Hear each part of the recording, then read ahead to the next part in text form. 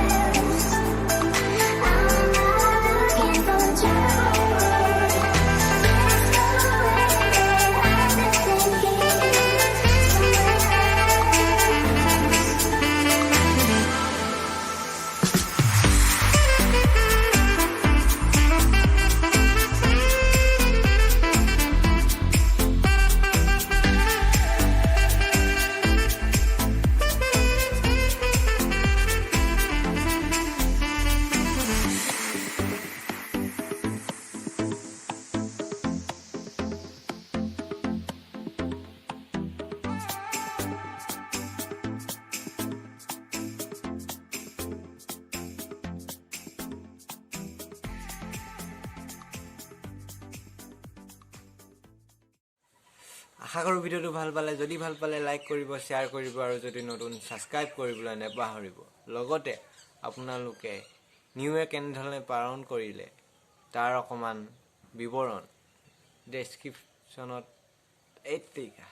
কমেণ্টত জনাব। তেনেহ'লে আজিলৈ বাই বাই। আকৌ এইটো সোমবাৰে লগ পোৱাৰ আশাৰে বি ক্ৰিয়েটিভ, ষ্টে ক্ৰিয়েটিভ, জয় অসম। ধন্যবাদ।